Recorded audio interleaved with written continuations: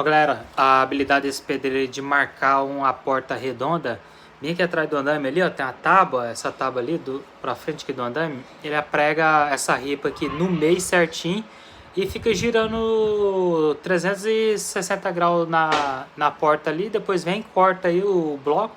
Eu acredito que vai ser um bloco bem mais poroso, né, com maior facilidade de cortar.